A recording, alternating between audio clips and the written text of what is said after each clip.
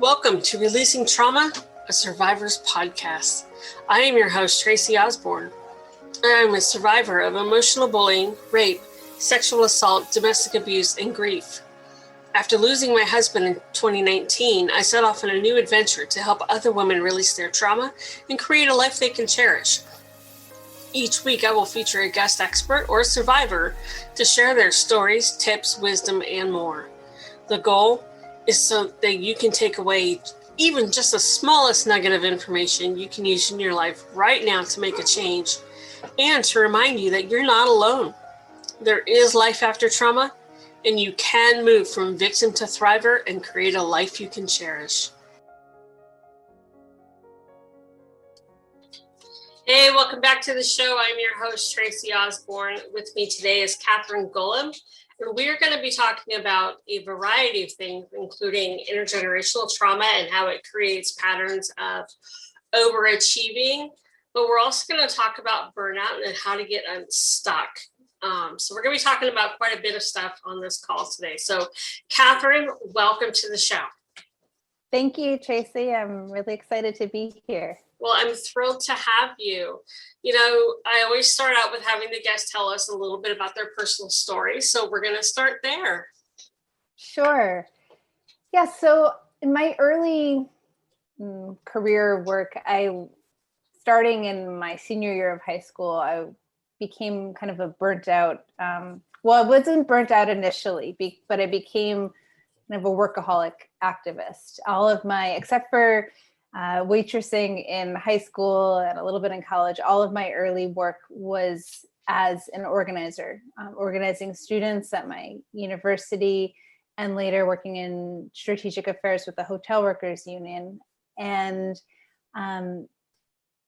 then a series of events occurred, which completely changed my life. My partner at the time was picked up while driving to work and deported back to Mexico. I moved from Connecticut to Arizona to try to be closer to him.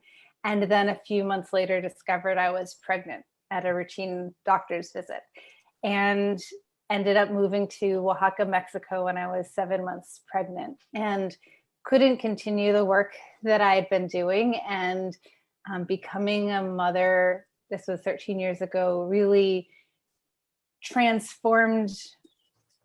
called the question on how I had been living, because prior to that I had been really burnt out. I'm really exhausted, had several health problems as a result of that. And I knew that I couldn't keep living that way. And so I looked for a different path. I became a birth doula and childbirth educator for a few years, and then started my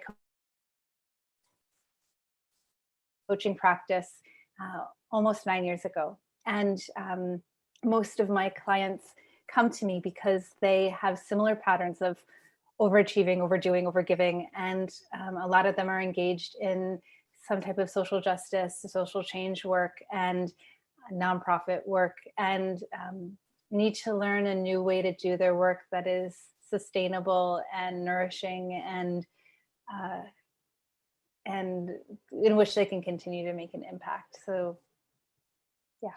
I have to laugh because I am starting a nonprofit and I am in that complete overwhelmed phase. So I've been sitting here staring at my computer all day going, I have so much copy to write and nothing is coming to my head. So I totally get, where your clients are coming from. It's a lot of work. But, I want to talk about, you had touched on in the green room about the patterns of overachieving and how we link that back to intergenerational trauma. And I really want to go there because that sounded really fascinating. You were talking about triangulation and some things that I'd never heard of. And I'm like, yeah, let's go there. Yeah. So a few years ago, my clients were getting really, having lots of powerful transformations. And there was one situation in which they would stay stuck. And that was when they would often be referring back to something in their family history, and that would come up frequently, and I wouldn't know how to support them besides referring them to a therapist, which I still do. But at that time, I discovered a modality called family constellations, and that was developed by a man named Bert Hellinger in Germany, and is all over Europe and Mexico and Latin America, but it's less known in this country. And it's a process of looking at patterns in family systems that can keep us stuck, and by visualizing them or making them three-dimensional, we can get insights that we wouldn't otherwise get.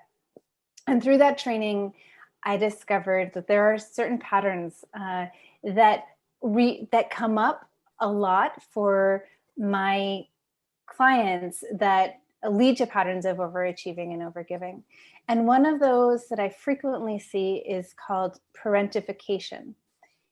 So parentification is a pattern where, let's say there's a child and there's a parent, and then there's the grandparent. If we were to draw this out, a listener might make a circle for themselves, a circle for their parent, a circle for their grandparent.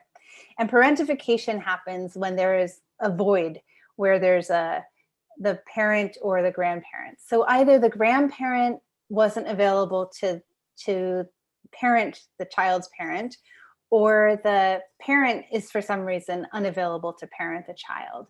And so it creates like a vacuum.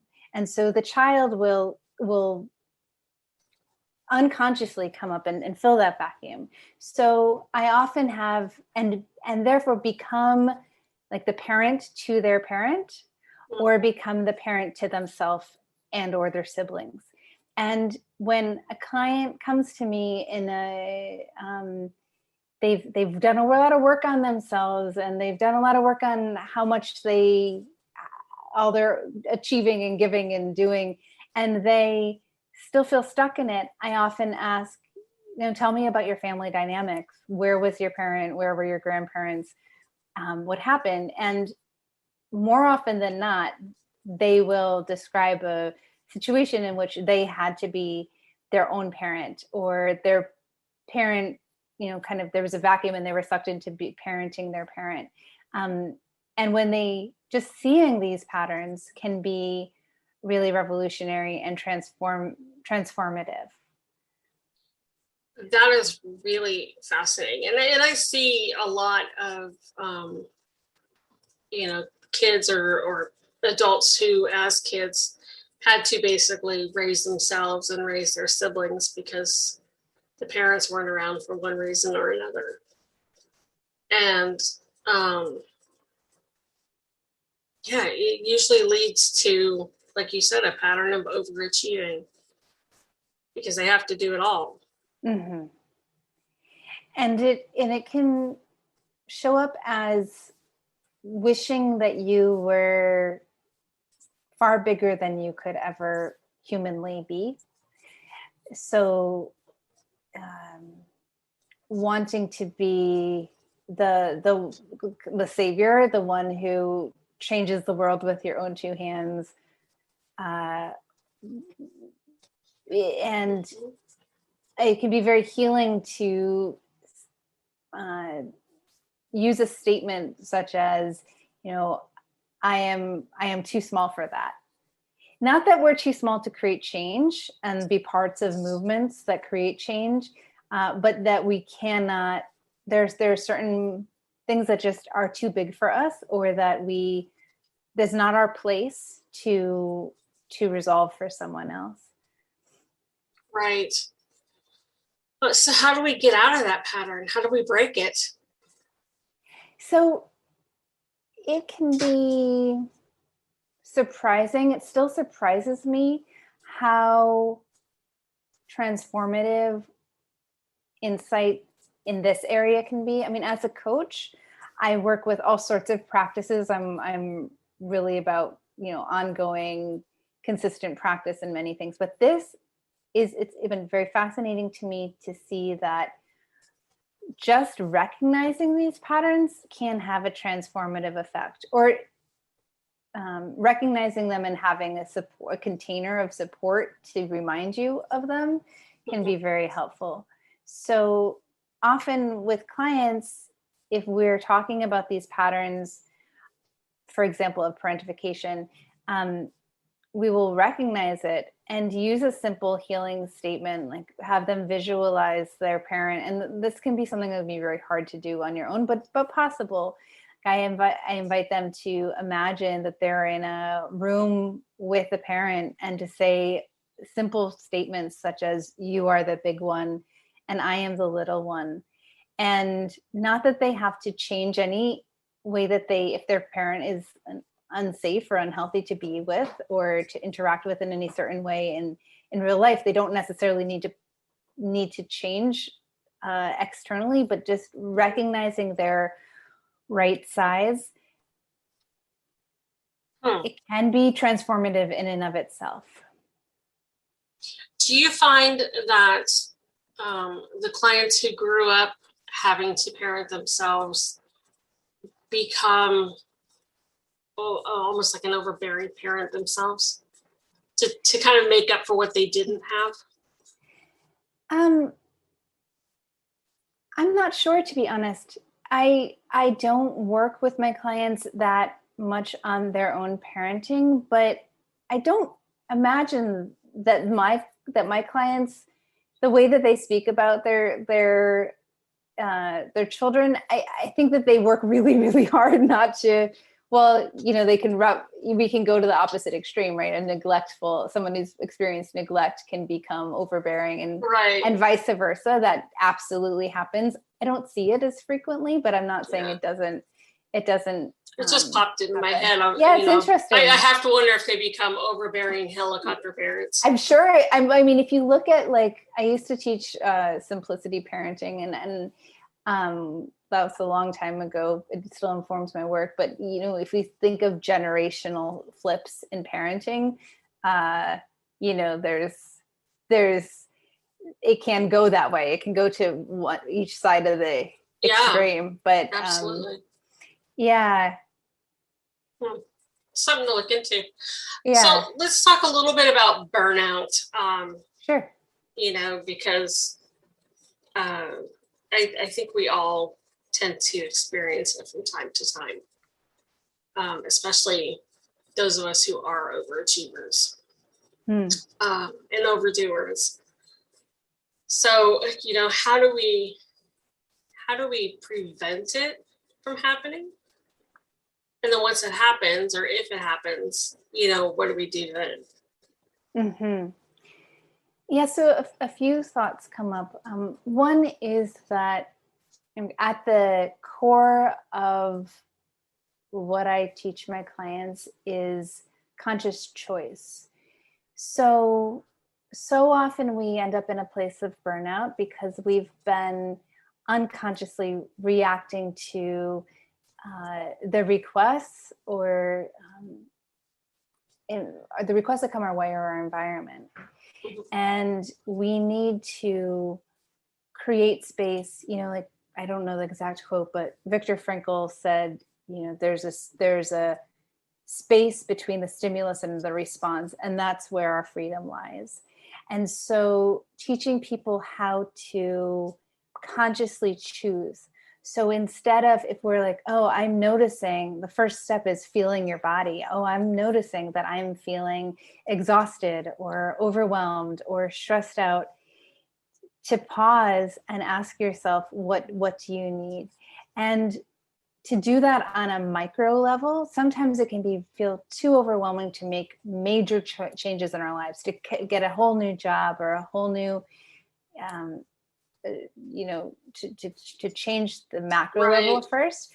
First, we often need to learn how to make minor changes and micro choices. Like, oh, am I going to get up and go to the bathroom right now? Or am I going to drink some water? Or am I going to turn off my phone? The more that we can learn to widen that gap between the stimulus and the response and to choose consciously, the more we can get our energy back and either heal from burnout or prevent it. And I'll also say that with the parentification piece, you can think of the parentified, for someone who has had that experience, they can think of it as they have a parentified part of themselves. And so the work is not to get rid of it. Parentification can actually, as someone who's been parentified myself and has a lot of clients who are parentified, they give that pattern gives us a lot of skills that we can be very effective leaders and entrepreneurs and get a lot of really important things done. The key is to learn to choose when to step into that part of ourselves and when to allow it to rest. And the more that we can strengthen our choosing muscles, the more that we can remain nourished in what we're doing.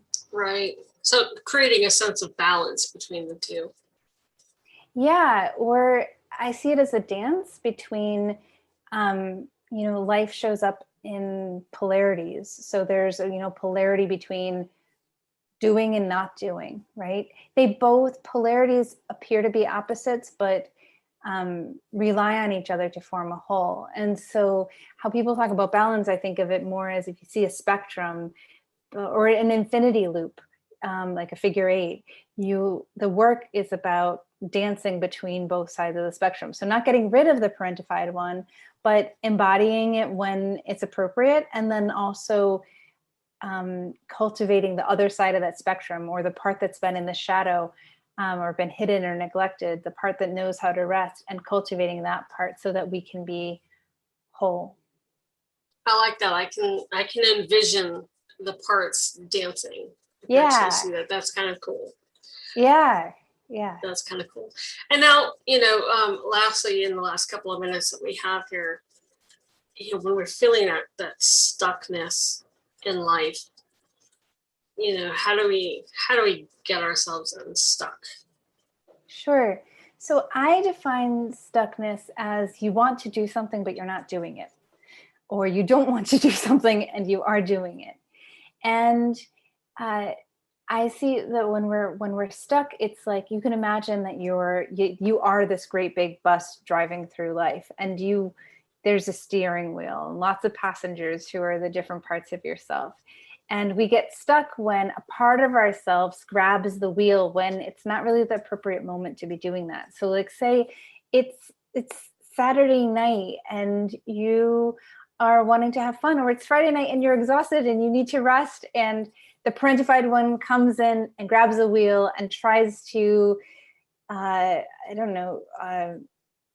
is doing all sorts of things that, answering emails that you just had decided not to do, and that you really shouldn't be doing at that moment, given your energy and your resources. So the parentified one comes and grabs the wheel.